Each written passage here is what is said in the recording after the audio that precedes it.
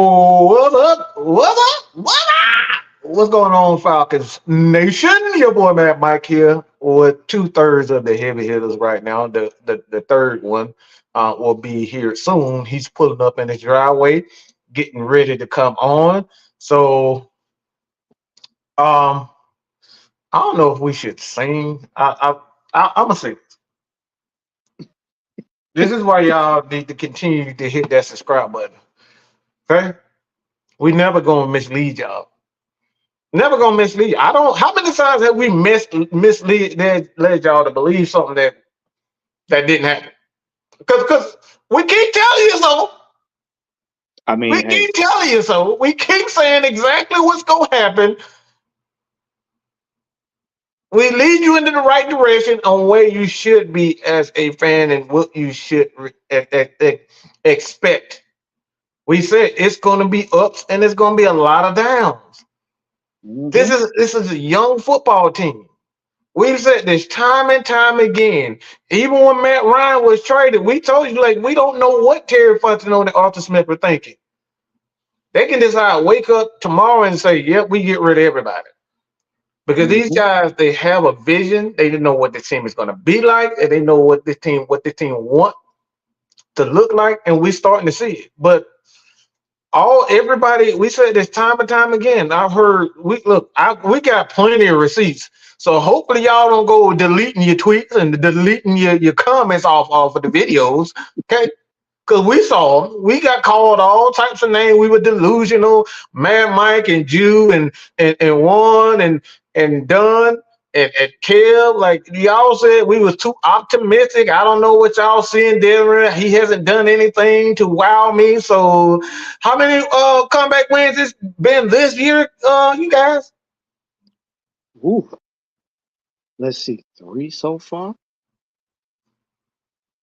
One, Yeah, two, just this year. yeah, that's it. Yeah, yeah, three. We Three? were Is it well. three? I think I it's think three, it's Mike. been two. You think it's been two, Mike? Yeah, I think it's two. I Two think it's two. comeback wins and we played 5 games. And we Okay. still talking about whether or not this he hasn't shown us anything. This is the Ooh, second. This is the second time he done did it this damn year, and we call him. Look, we should be calling him Black Ice. Okay, Black Ice. That's his new name for me because Desmond continued to show you that he's cold outside, just like the month of May. Yes, he is. Okay, this is the second time this kid done came back in the fourth quarter to help us win. So the thing is like, no, this isn't for me. I don't know how Jew feels, but for me, this shows me that no, he hasn't arrived, but they show you that he has something. He has an it factor, and that it factor is just finding a way to win the damn game. It's not going to be pretty at all. It's going to be rough and it's going to be disgusting, especially with as a young quarterback who's, let's be honest, he hasn't played a full year yet. So he's essentially a rookie. So, like I said, I want to get you guys' take on it, but like I said, man, this is a great team win, and I don't want to make this as a Desmond Ritter show because Desmond Ritter, Tyler Algier, Bijan Robinson, the offensive lines, like these guys, look, they did exactly what they needed to do. And all these goofball that were saying Arthur Smith don't know what he's a stupid play caller. I was like, look, it's not true at all. People have bad games. He's been calling the exact same things he's been calling all year. You know what the difference is? They actually executed this time. They actually executed this time. Go back and look at it for yourself. Nothing was done differently outside of that goofy ass play from Kadira Hard line up at wide receiver. I don't know what that was, but don't do that again. But outside of that, it's like he's been calling the same things. He's been calling the same things, but we executed. This is what I've been saying. It's about execution. It's about execution. You don't execute, you don't win. You don't block, you don't win. So, Jew, what's your take on? we've been telling the fans, man. You say you're not gonna make this a Desmond Ritter show. Well, I am. I am because see, y'all know I don't like to boast, but I literally went viral on social media on Twitter. Had like 125,000 Yep, I views saw of that. the tweet that I said about Desmond Ritter. I didn't mention nothing about him being better than Jalen Hurts. All I said was after Jalen Hurts' first season, I was told he won't it either. He won't the Mm-hmm. franchise guy. He won't it. Mm. That's all I Yep. said.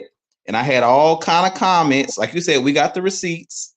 And I said, I haven't seen enough to make that assumption. That's all I said. I Mm-hmm. said, I have not seen enough. 8 games is not enough for me to say if a player's a bust. Yeah. I said, let's wait and see. We said every single year, wait and see. And we seen today, he had his downs. And look, now he's back Mm-hmm. up. Now everybody finna get ready to praise him. We told you guys, just wait. This guy has what it takes. Give him a chance. He's a rookie. He's basically a rookie. He only played 4 games last season. I said, just wait. Let's just wait and see. We don't know what he is. So stop saying that he's not it because you don't know that. We Say ain't it seen again, nothing Drew. to tell us that he it. We ain't seen nothing that tells him that he ain't it. I'm not going to go off this one game and say, okay, yes, he the franchise guy after one game. Just Mm-hmm. like Justin Fields. He had one good game on Thursday night. Now we all ready to crown him and anoint him. I said, wait and see. We don't know what none of these guys are. They're young. They're still, both of them are still under their rookie deals. Like, give these guys a chance to prove whether they're it or not. But stop making these bold assumptions. The three-letter networks, ESPN, all these different, all want to say he ain't it. He ain't it after one game. Come on, like give this man a fair opportunity. We seen today.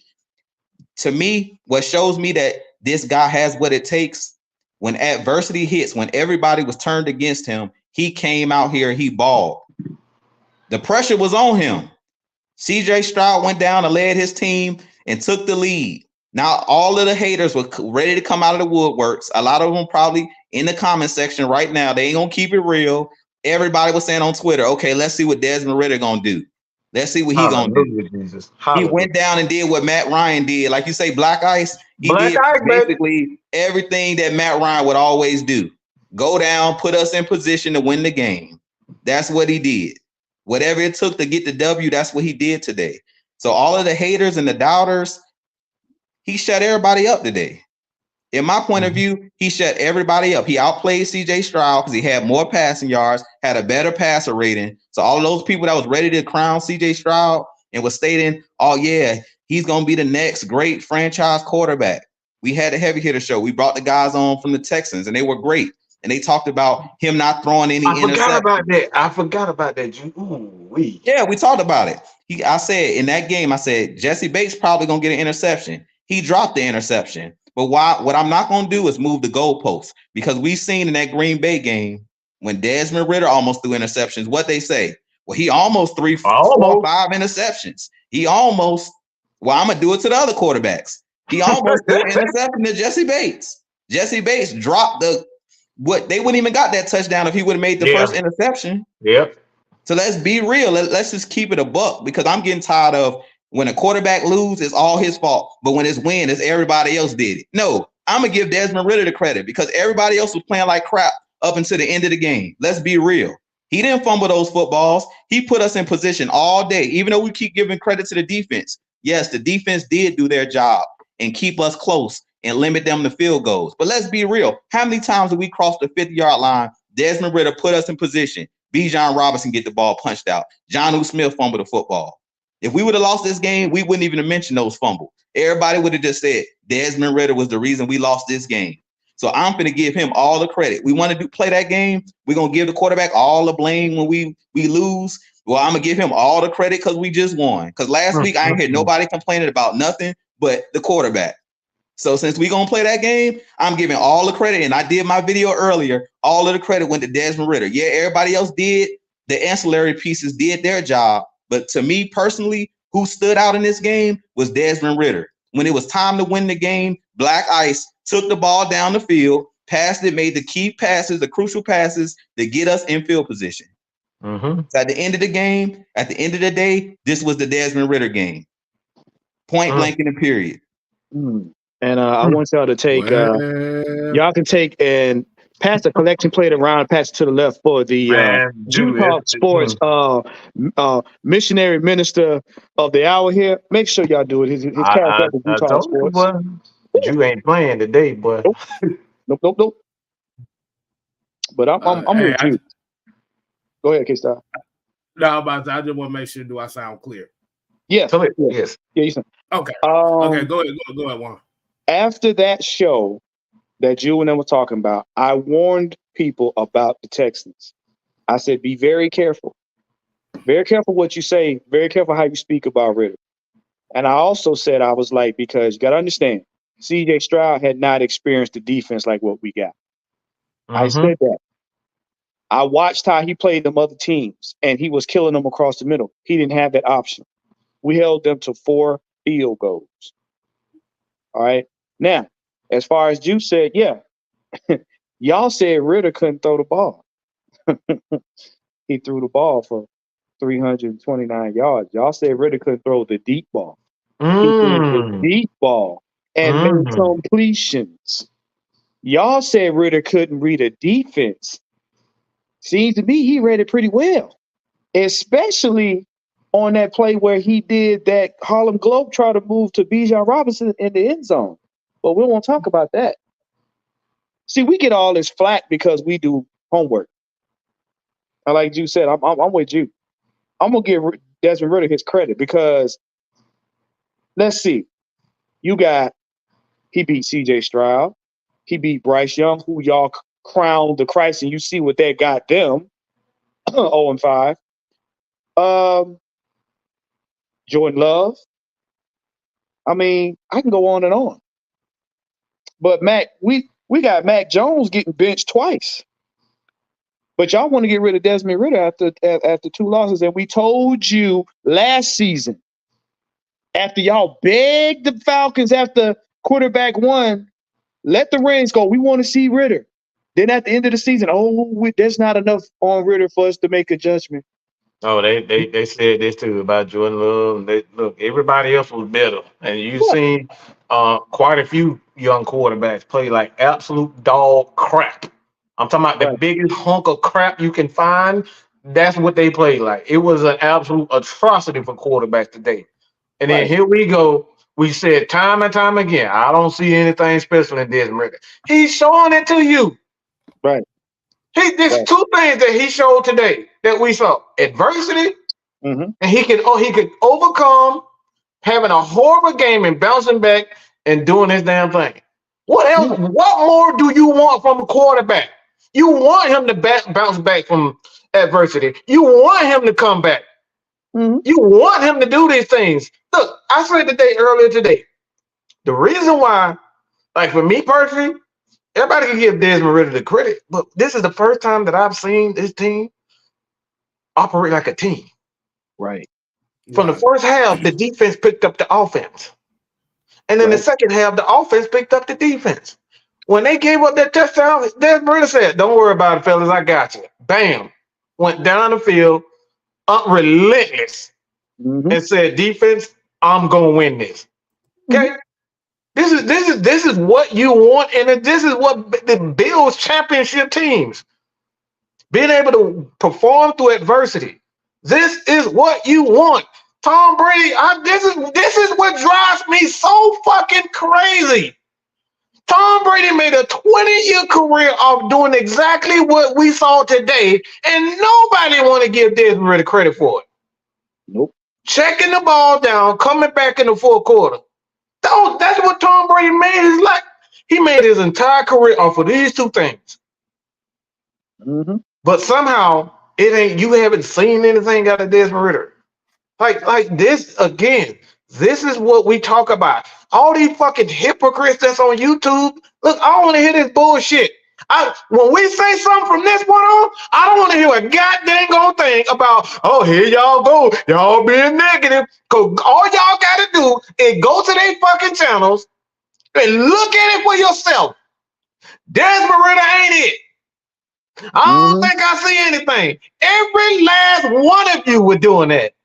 AFN, because guess what? I watch everybody. I support everybody channel. Every last one of you, from the Falcoholic, the only person that ended up tweeting me back. You realize that? And I talk hella crap about them, but they had the guts to sit up and say, hey, maybe I was wrong about Desmond Ritter. Everybody else running and ducking and hiding. They don't want to tweet no more. All these damn Cone fans, every last one of them said, man, Mike and FN, they negative over there. They super negative. I don't want to support them. But guess what? You can look at their videos and see who were really negative. Everybody, every last one of them was saying, Desmond Ritter ain't it. He ain't this and he ain't that. I don't see anything in him. And then as soon as he does something positive, guess what? Everybody was running and ducking and hiding and doing all this type of stuff. We stand on what we always stood on. You got to give him an opportunity to prove that he ain't it or he is it. 8 games ain't enough, because guess what the narrative this week gonna be? And I can promise you, I don't know, man. He need to do it for more than 1 game. We already know it's look. We done been through this before. We done heard y'all excuses.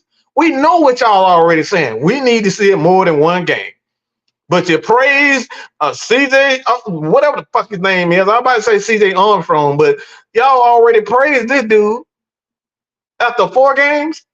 He the next big thing. But you know one thing too, I want to say fuck you to the NFL for, because they just totally disrespect Desmond Ritter. Desmond Ritter was one of the guys who hadn't threw a damn interception and got almost 200 attempts. But they sit up there and they gave all that to CJ Stroud. You saw that today? Anybody saw that record that they were saying he hadn't thrown interception? Desmond Ritter prior to last week was the only quarterback that hasn't thrown over interception over what? How many damn games? The last 8 games or so, and him as a rookie. But they didn't count that. They didn't count that now. So this is stuff we talk about. It's hypocrisy all over. Give the man an opportunity to prove that he is or isn't the guy. Today is what today signifies for me. In case you can go after this, but what today signifies for me is that now y'all cannot say he hasn't shown anything special, because he did it again. And what's going on, everybody? What's going on, man? Hey, man. It was a very interesting time at the game. Like as you already know, I was at the game. Shout out to Terrence Mathis for showing AFN and the conglomerate some love when I spoke to him. But as Drew said about giving the credit due to Desmond Ritter today, hey Mike, I got a question for you. Mm-hmm. Remember the same ones that called us delusional, stupid fuck boys last week? Mm-hmm. I don't really see them in the chat this week. I don't see Mr.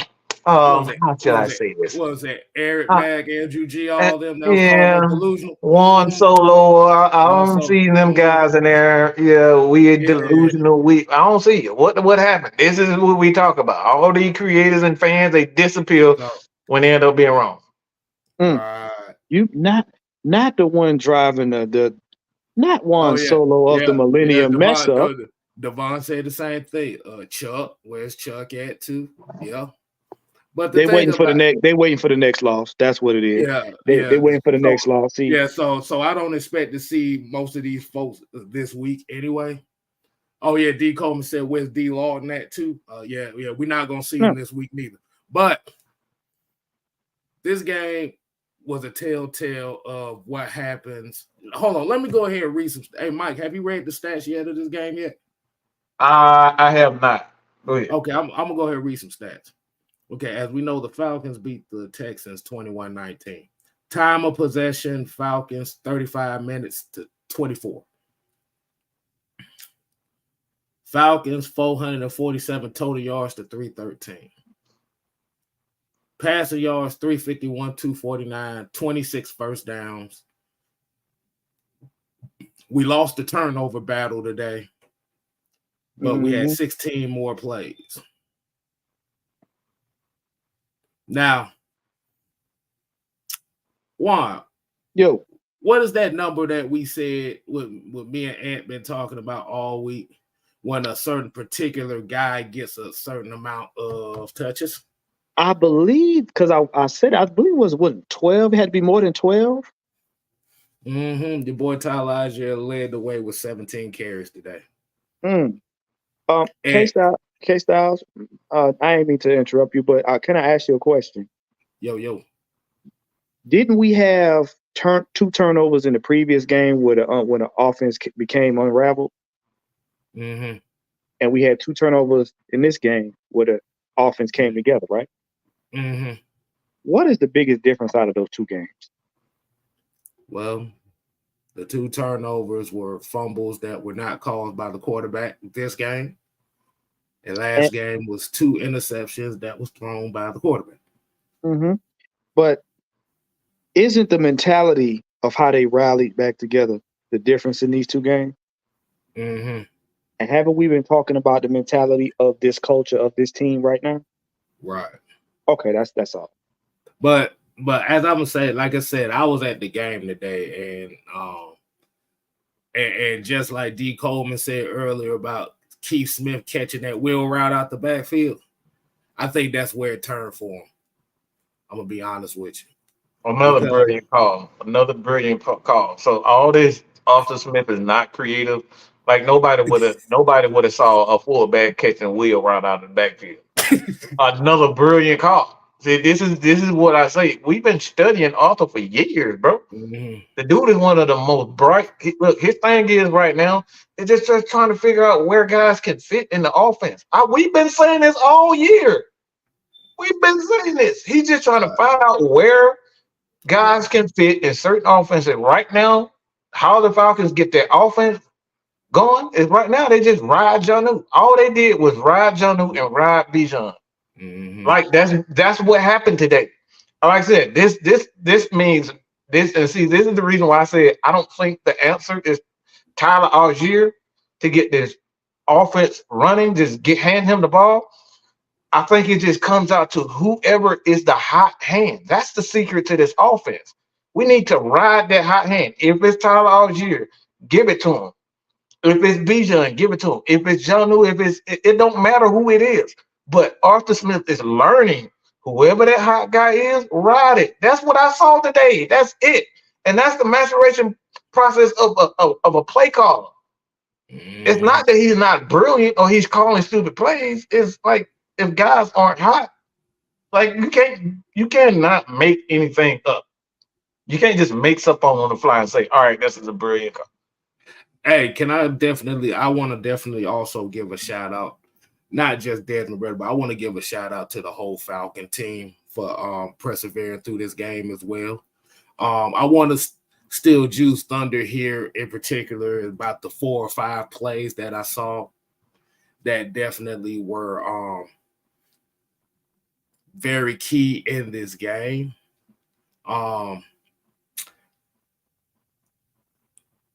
Like I said, Scotty Miller looked like a spark plug out there. Oh boy. Like you said, he didn't get as many yards as everybody thought, but like you said, it was a whole nother wrinkle out there that we hadn't seen yet. Mm-hmm. I think this game was just one of those things where it's a lot of stuff that we didn't see. Say that again, K.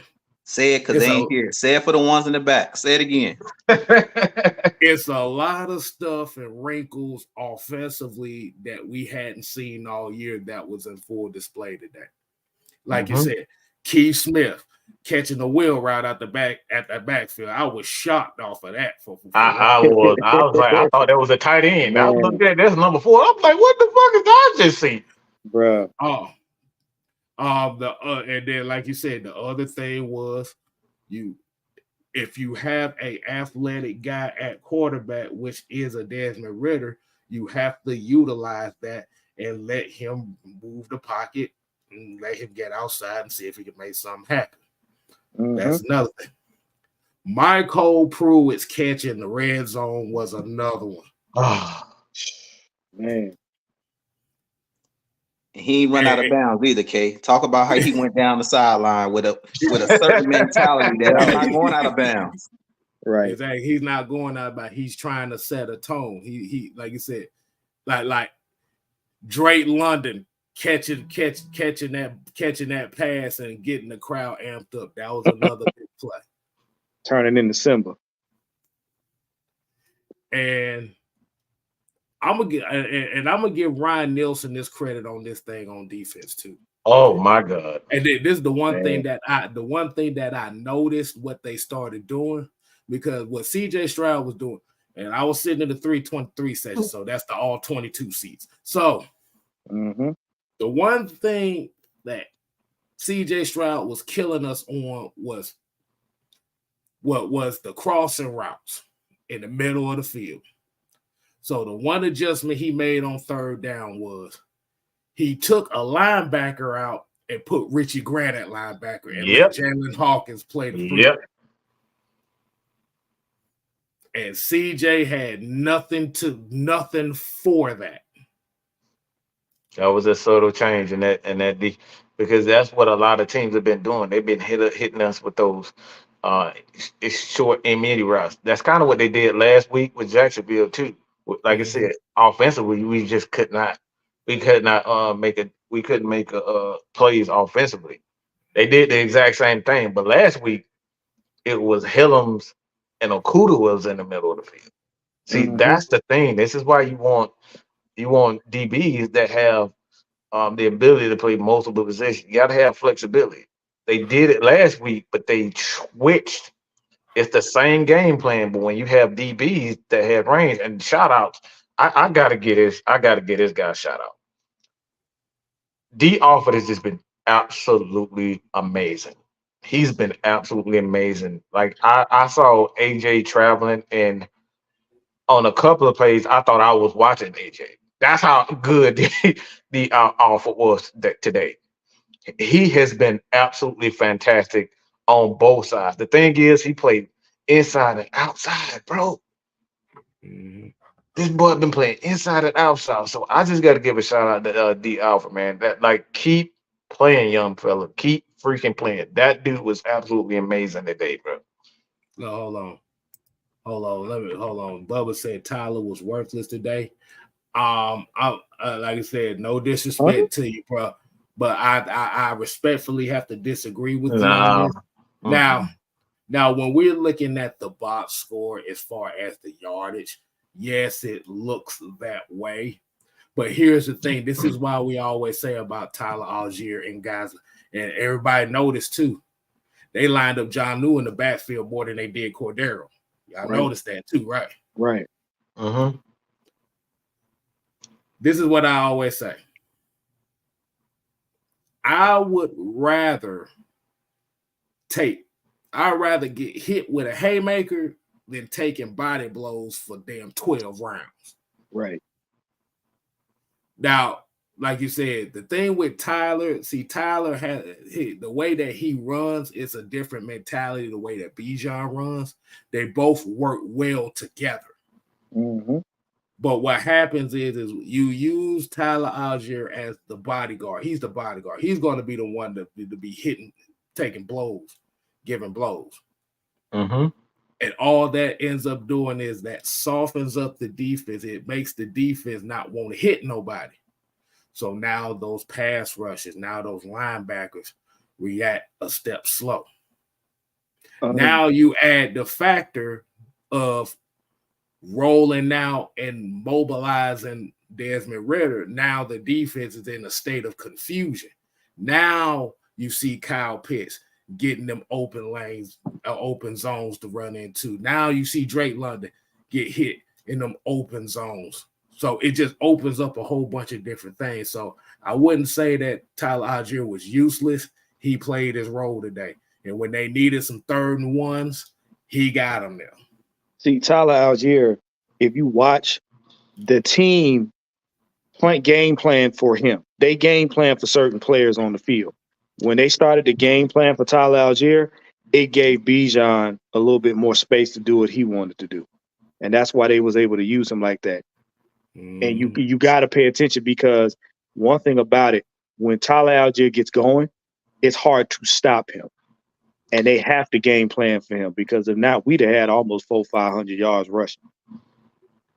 let me answer this right quick because I keep saying this too, and that's like the reason why you saw a difference in uh the game plan is like it wasn't necessarily a difference in game plan. The Falcons had found they found their rhythm. Mm-hmm. All right.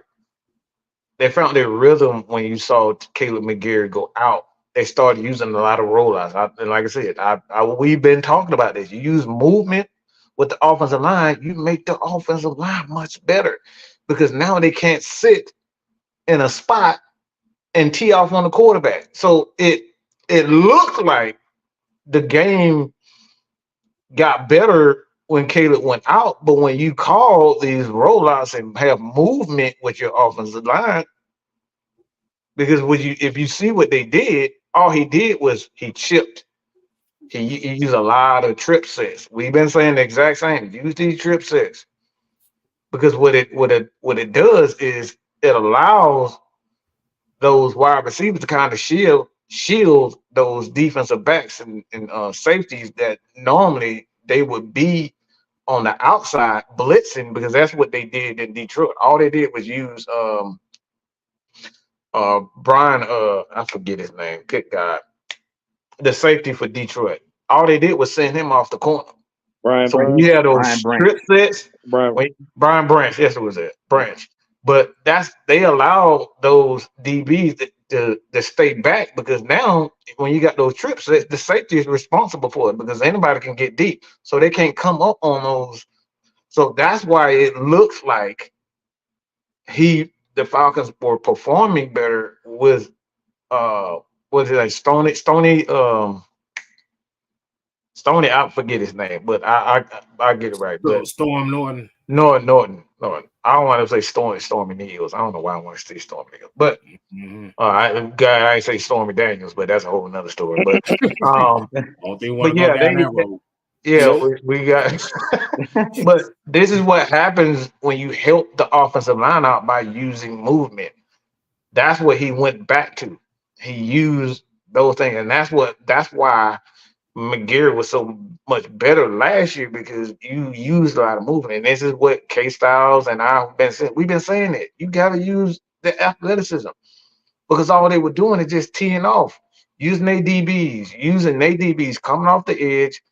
And a couple of times we saw it again where the DBs, the right side of the field was wide open. You saw that pass. I think it was it the same play. It was the same play with Which Keith one? Smith when he caught the ball on the wrist. It was he got to the outside. Like these are the things that happen when you use movement. No. What he didn't get to the outside. The play before that, he got to the outside. That To was the outside. It was to a tight end where Yeah. he got the tight end. It was a tight end. So it was the same thing. But that's what that when that happens, when you move your quarterback, it forces those safeties to think twice about things. And then it gives them an alley to be able to throw and make, and that's what we saw with K Styles. What we saw with Kyle Pitts. We saw with Kyle Pitts all day because he was using movement. He was using movement. You saw a couple of times where they use a lot of motion, pre-snap and post-snap motions. You gotta use movements in these defenses now because these defensive players are just too fast, too big, and too fast. You gotta use movement. Let me go ahead and give some more targeted stats on offense. Yeah, Kyle Pitts, 11 targets, 7 receptions, 87 yards. Drake London, 9 targets, 6 receptions, 78 yards. Jonnu Smith, 7 targets, 6 receptions, 67 yards. Mac Hollins, 2 targets, 2 receptions for 29. Keith Smith, 1 target, 1 reception, 28. Michael Pruitt, 1 target, 1 reception, 22. Bijan Robinson, 2 targets, 2 receptions, 12 yards. Kadera Hodge, 1 target, 1 reception, 11 yards. Scotty Miller, 2 and 10. Cordero Patterson, 1 target, 1 reception for 7 yards. So you literally had 1, 2, 3, 4, 5, 6, 7, 8, 9, 10. 11 players got targeted, 10 of them caught passes. Mm-hmm. Which means you can't key in on nobody. You That don't know part. who's finna get the ball. That As part. the therapists always say, pick your poison season. That's Yes, sir. exactly what it was. You cannot key on anybody. And that's what we talked about. The heavy hitters, we talked about this after our show last week when we after our heavy hitter show with the Texan guys. And I basically was telling Mike and Kev, like, we have to come up with more unscouted looks. And that's what we've seen in this game. You didn't see all of these looks in the first 4 games. So there was the element of surprise. The Texans didn't know what to look for in this game. And I mentioned that Arthur Smith, Dave Ragone was going to have to come up with some unscouted looks. And we've seen that in this game because these other guys are pros too. These defensive coordinators, these other head coaches, they get paid to stop you. And if you're going to run the same plays you ran in week 1, teams are going to tee off on you. In this game, you've heard Kev, you've heard me, you heard Mike, you heard therapist saying we got to move Desmond Ridder. Y'all were just talking about it. It's like when he's in motion, it creates throwing lanes because the corner, the linebacker, it puts them in a situation where do I go get the quarterback because Desmond Ridder going to take off running, or do I just stay here in my zone and allow Desmond Ridder to get 5-6 yards and run out of bounds? It puts them in a dilemma. So that's the reason why you need to use Desmond Ridder's legs. That first touchdown created doubt for the rest of the game. After he scored that first touchdown, now the defensive coordinator of the Texans is like, dang, you know, he just scored a touchdown. Now I have to have somebody spying. I have to worry about Desmond Ridder's legs. When he just sitting in the pocket like a sitting duck, the last 2 games, teams didn't have to worry about him breaking the pocket. So that's the reason why you add that motion. We've seen a lot more those jet sweep motions. I told you guys, put Scotty Miller in the game, whether he's getting the ball or not. If you give him, when you put him in the game, that speed scares people. Just like y'all talk about Bijan Robinson and Tyler Algier, that speed scares because you don't want to get shook out your shoes. But that's I heard what Mike we've been saying saying, bro. We've been saying. But you make a good point, and this is what I want people to pay attention to. Jew dropped the jewel, and y'all didn't even know. Now what that does is with these unscouted looks, now when teams go to look at the first 4 games versus this game, now they're confused because let's just say next week we got Washington, right? They coming to the Benz. Now Washington defensive coordinators got to be on alert because they can't zero in on Ridder no more. They can't crash the end zone Ridder no more. Why? Because they like if they do something like what we seen in this game, we're gonna be in trouble. So you take all the team's defenses back to the drawing board. So now they're gonna come in the game guessing. And that gives your offense an ability to jump out. Exactly. And it makes them hesitate, Juan. That was my point. Is like it makes you hesitate because if you guys seen that play where he had Scotty Miller running one way, he flipped it to Scotty Miller, and he had to faked it to Bijan Robinson or faked it to Algier going the other way. So as a linebacker, it keeps you honest. Whatever your assignment is, if your assignment is to be with the running back, you can't worry about the jet sweep motion. So that basically takes that player that's in the box away from being able to chase Scotty Miller. So basically, we have an advantage. Like when that play when Desmond Ridder scored, if you go back and look at it, he had Mac Hollins coming across like he was in the jet sweep motion, and he became the lead blocker. So they were outnumbered. When he hit the edge, it was only 2 defenders and 3 guys. Desmond Ridder with the ball, the other wide receiver that was already on that side of the field, and then Mac Hollins screaming down the field coming to block in front of him. So it's a numbers game. It's a numbers game. And also they used that trick too when Tyler Algier got that big run because they schemed Tyler Algier open. A lot of people didn't see that. So when you see players like Tyler Algier now and they're putting the team on him, like Mike's always said, they're going to have to scheme certain players open. And I'm going to tell you right now, Scotty Miller, I said this during the live, man, Scotty Miller, I'm scared of that dude. If he see daylight, he's already in the end zone. I'm telling you right now. And please don't leave him in no space open. Y'all need to pay attention because you will see Scotty Miller again in these games to come. White lightning is what I call him. Man, right. That's white lightning. If you remember Tim DeWhite, that's him. Yeah. So we got black ice and white light. That sounds like one hell of a show. Right. But I definitely want to give a shout. I want to give a definite shout out to a player that played well today too that I saw, and that was Eli Enko. Yes. number Oh wow. 75. I didn't pay attention to him. No, cause he was the one that was help pushing those runs to the outside when they was when they was game time. Mm-hmm. He was holding the middle. Cause in He was that number 75. number 75, yeah, Yep. him and Oh, Yeah, okay. yeah, yeah, yeah. him and Zach Harrison were they were holding, they were containing Man, that run the Zach is whole. gonna be a problem. But a update on Caleb McGarrett. He actually did. He was warming up on the sideline, so I don't. Like I said, I don't foresee him missing the game. He could quite possibly, depending on how how the rest of the week go. How Nah, knees that, and things flare up. We'll hope not.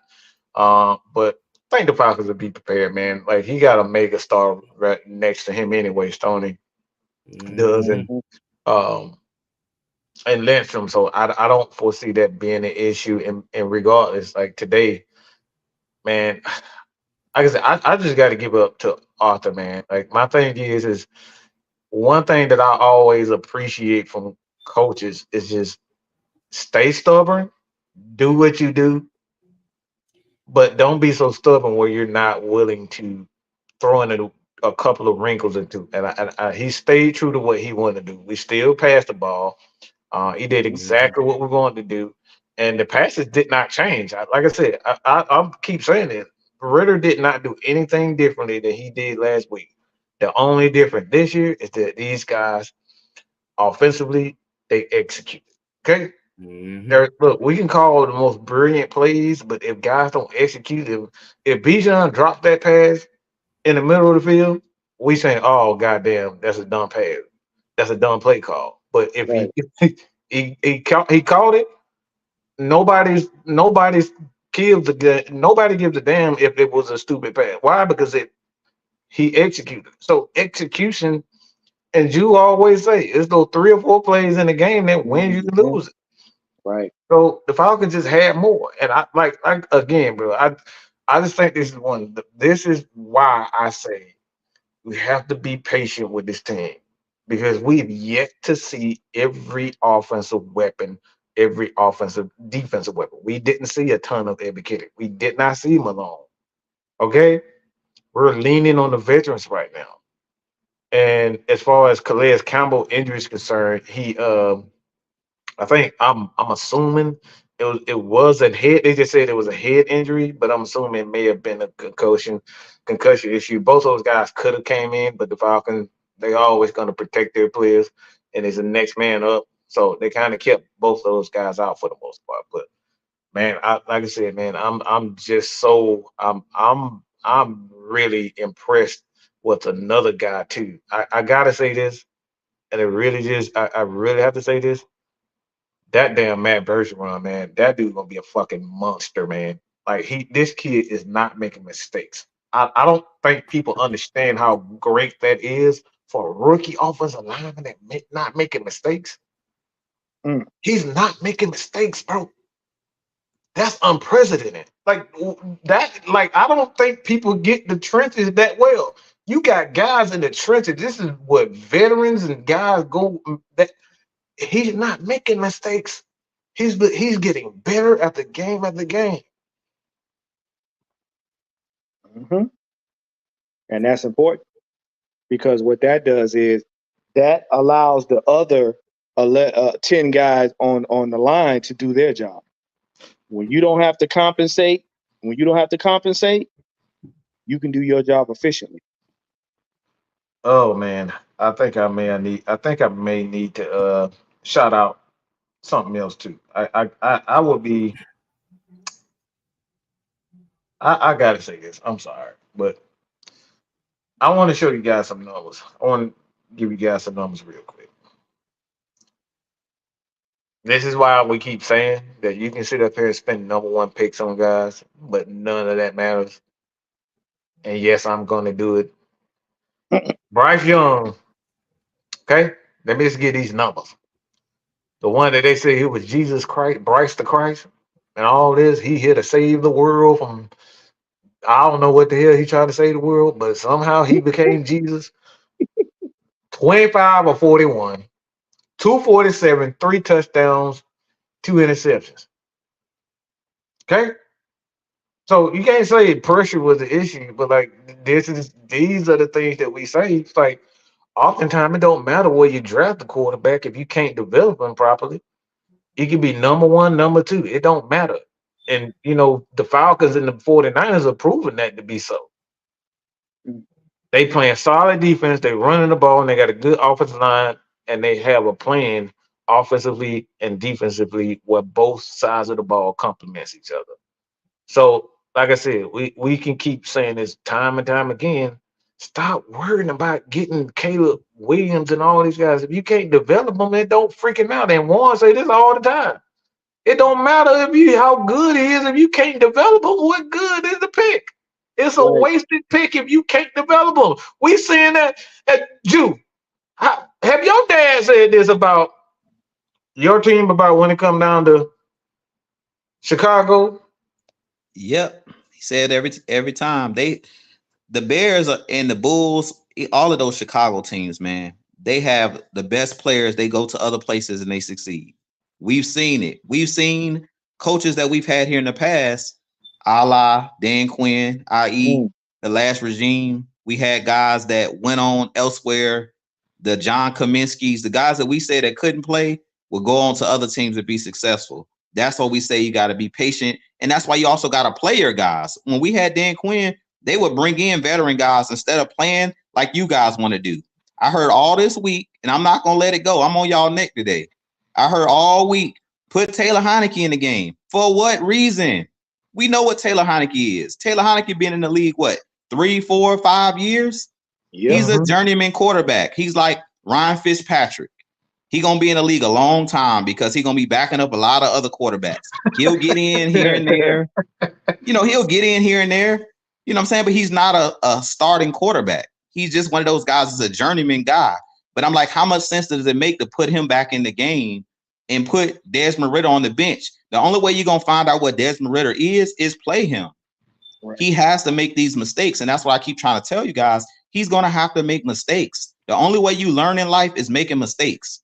Right. Did you hear today when they were talking about CJ Stroud? They kept saying over and over with CJ Stroud, he's making mistakes, but he doesn't make the same mistake over and over again. And we've seen that in this game. He almost threw the pick to Jesse Bates. And what does a good play caller do? They came right back to a similar play with the tight end, but this time they said, we're going to do a double move because we see Jesse Bates jumping these routes.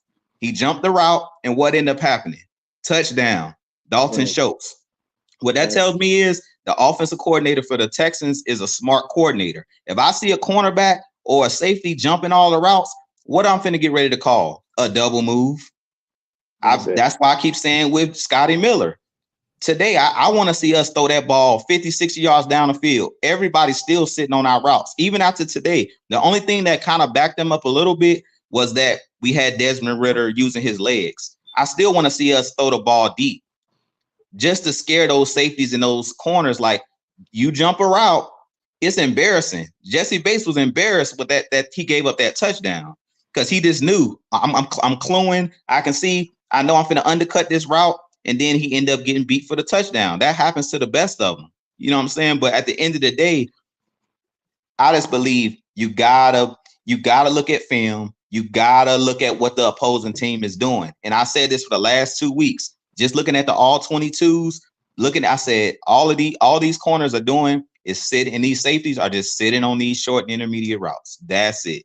We're not moving the pocket. Our guys are sitting duck. If you go look at that Jacksonville game, it wasn't a lot of guys running open. The difference in today's game was the wrinkles. You added new players. So now that creates doubt in the minds of opposing defenses because they're looking like, I haven't seen this on tape. So I don't know what they're getting ready to do.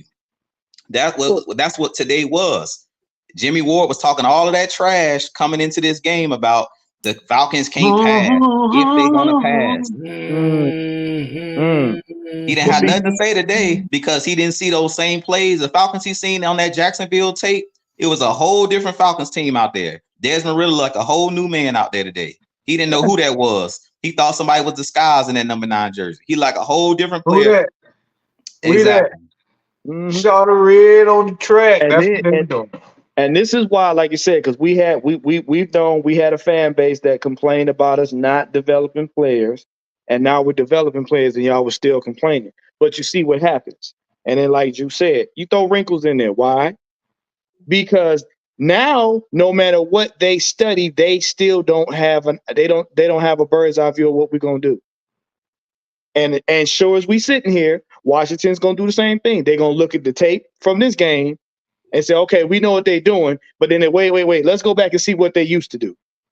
They're gonna come into the game guessing. You want all defenses that you face coming into the game guessing. Period. And we can't come into this game cocky.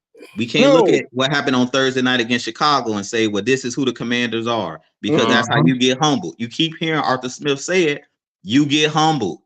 He came into this season thinking, like I was thinking, you know, our offensive line is one of the best in the league. I can have my quarterback sitting there like a sitting duck because we got one of the best offensive lines. What happened? We got humbled. So when you get humbled, what you got to do? Eat your humble pie and go make adjustments. You can't just sit there and say, we're going to still do the same thing and expect a new result. It's going to be the same thing. That's called insanity. You've seen this in this game. He ate his humble pie and he went back to the drawing board. Him and Dave were gone. They heard everything that they wasn't. Desmond Ritter heard everything that he wasn't, that he ain't it. They all heard that they job, they on the hot seat. That's all I've been hearing all week. Everything was negativity. These guys showed us who they are. When adversity hits, that's when you find out what you really made of. Not when everything going good. It's easy when it's going good, but when it start going bad, that's when we find out. Let's see what this team is made of. Now that they not reading their news clippings, we ain't 2-0. We on a 2-game losing streak, and they don't think you it. Everybody saying you trash. Now what you gonna do?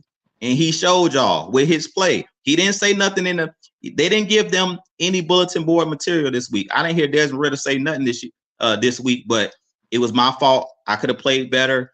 He was a true leader, but then he went out there, he went on that practice field, put the work in, and came back and showed you guys. So now y'all can't say he didn't show us nothing. He just showed you. Doesn't mean he's not going to have another bad game, because good quarterbacks have bad games. Go look at Lamar Jackson's stats from today. They lost to the Steelers 17-10. Oh, boy. I know, because I got the man on my goddamn on fantasy league. I had Desmond Ritter on the bench, had like 30 points. This man, Lamar Jackson, got me 14 points. Hey, I'm about to say, let's go ahead and wind it down, because they about to go ahead and give you part 2 of the post-game show over there on Atlanta Falcon Nation. So like you said, man, hey, it's a good win for everybody here as the Falcon fans that are true and through. Like you said, this was definitely a good win. We got Washington coming up next week. Hey, man, let's go ahead and continue this out, and let's go ahead and get that dub for next week. So until next time, people, y'all make sure y'all go ahead and subscribe to the Heavy Hitters Live channel. We all got the next goal of 400 coming up here, so let's make sure we get to 400 subscribers by at least by the next week or so. So we definitely appreciate everybody. Like I said, you make sure you follow the Therapist ATL. Make sure you follow Jew Talk Sports, 6-Man K Styles, and Mad Mike Sports. So until next time, people, we ain't here to play. Oh, no. We here to stay. Absolutely. Oh, yeah, dig it. You ain't got to go home. But you got to cut out that Desmond Ritter, not it foolishness. Well. Deuces. Head on over there to an AFN. AFN, baby. AFN.